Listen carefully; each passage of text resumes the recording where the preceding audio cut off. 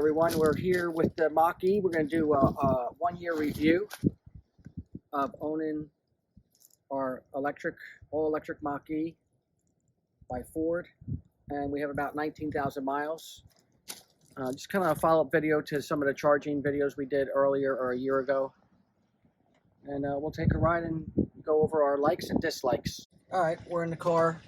We'll take a ride and go over some of the things that we like and don't like about this car. I guess we'll start with the likes first.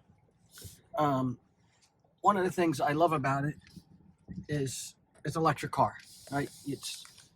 That in itself is just amazing compared to a gas car. If you haven't owned one yet or driven one, you'll definitely be pleasantly surprised. It is super fast, as you can see here.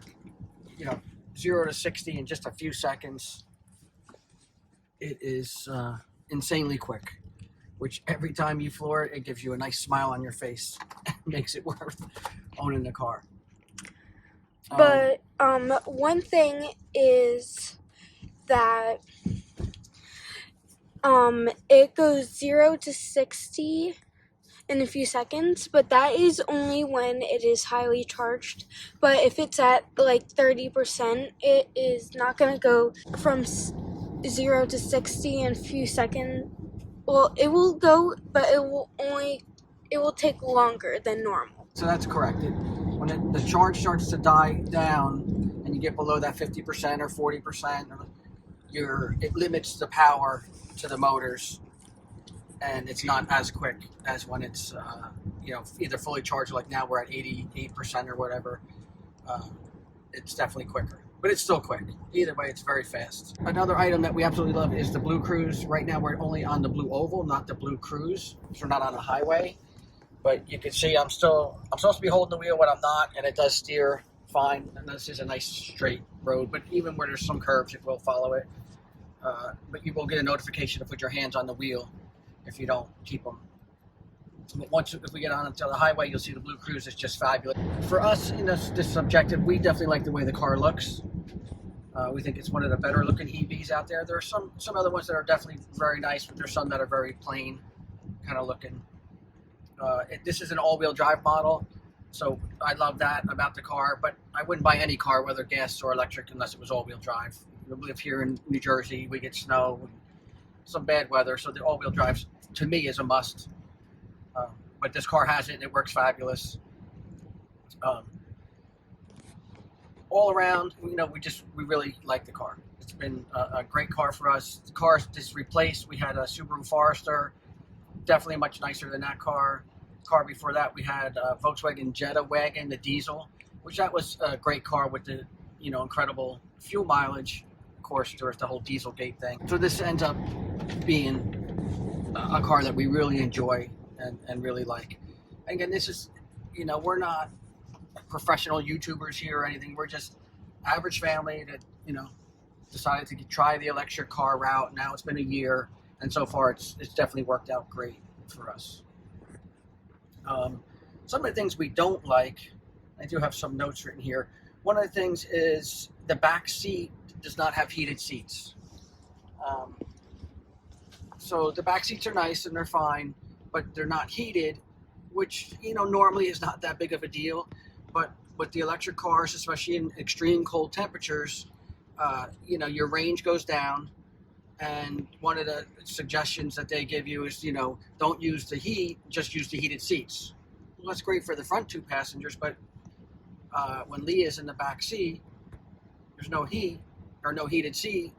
It gets cold quick, right? So that's one thing I would like to see them add to the car.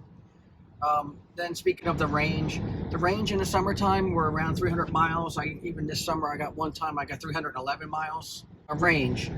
Again, summertime range is good. It's fine. It's plenty of range. The wintertime range, it drops drastically.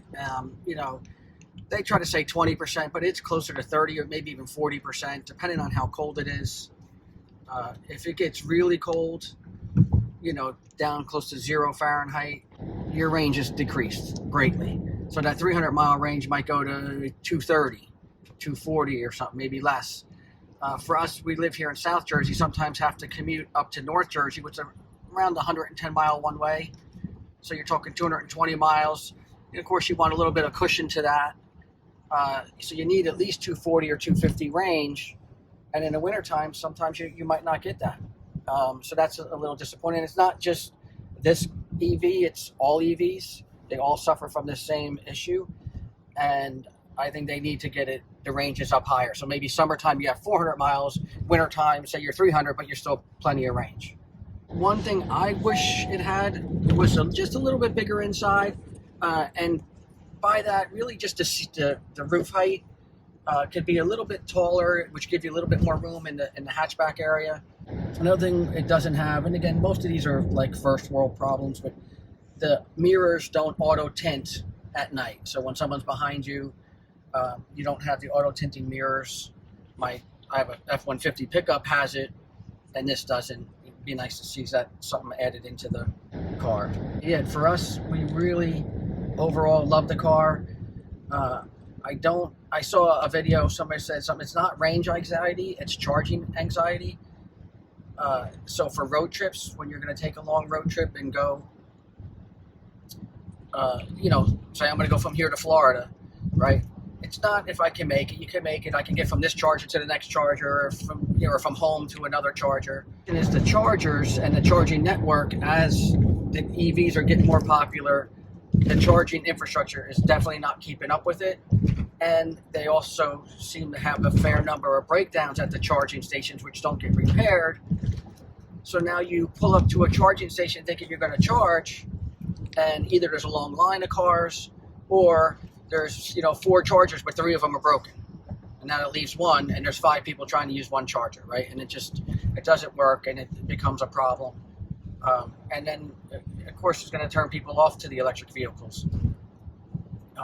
But for daily commuting, or just running around town, or going to get groceries, or all of that stuff, you can't beat it. You charge at home. I come home, even if it's dead, it's charged by the next morning. Fully charged, ready to go again. It's never an issue. It's only if you're going to take road trips that the EV is, it's going to suffer a little bit as compared to a gas car. A gas car, you pull up to the pump, 5 minutes, 10 minutes at most, you've gone from 0 to whatever, and you're on your way. The electric car is a little slower. But if you take one road trip a year, it's very manageable. If you take, a long road trip every month, maybe an EV is not right for you. Most of our road trips that we do, we take with the truck. We're towing a camper, and that's it. We have used this on some road trips, but in the last year, I think we took 3 road trips with this, and that's it. So not many. When we first got this car, we took a trip down to St. Augustine, Florida, since COVID was still going on. And so we took a road trip down to Florida for a few days, and that was our first road trip. We had pretty good charging stations, but when we returned home, we were at 3%, and that was the lowest percentage we have ever been at since then. Right. I think since we've owned the car, that was our lowest. And it was the last leg of the trip coming home.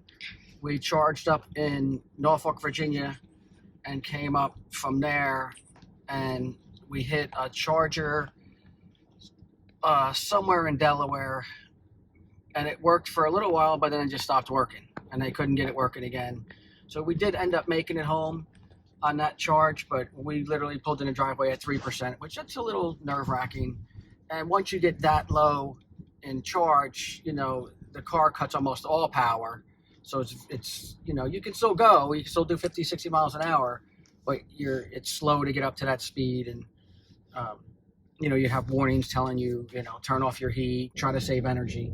And for some reason, our car, if we go to put in the charger, our home charger, it says it's there, but then on the map, I guess it doesn't detect it as a charger for our car, so it tries to turn us around, go an hour that way just to come an hour back. Meanwhile, we have a charger that works at our house. So that's an interesting point.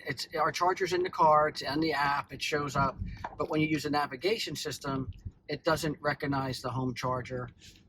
I'm not sure why that is. I guess it's just something with the software. So what I've turned off on the navigation is you can have it so it's going to recommend chargers for you to go to, or you could turn that off. I've turned it off so it doesn't, because otherwise it does exactly that. It'll reroute you an hour away from your house to go get charged so you can come back home. Meanwhile, I have a charger at home, right? I don't need to do that. So clearly we like it. We've been very happy. I haven't noticed any difference in the range or anything, even now that it's got 18,000 miles compared to when it was new. It all seems to be the same to me. Run over for a sporting event or go to the grocery store or whatever. It's been a great car that way. All right, talk about the Blue Cruise a little bit. Absolutely love it. If you take a look at the dash here, you see it tells you hands-free right there. We are on the Garden State Parkway here in South Jersey, and you just set it and forget it. And it's literally hands-free. You do not have to keep your hands on the wheel. But if I look away for too long, it will beep at me and tell me to watch the road. So you do have to keep your eye on the road. But other than that, it does work very nice. Now, my cousin recently got a Mache, but his is brand new, so a year newer than this one. And on his Blue Cruise, his has the auto lane change feature. I don't have that yet. Supposedly that's going to be an over-the-air update coming in this year, 2023. So yeah, that's it for this video.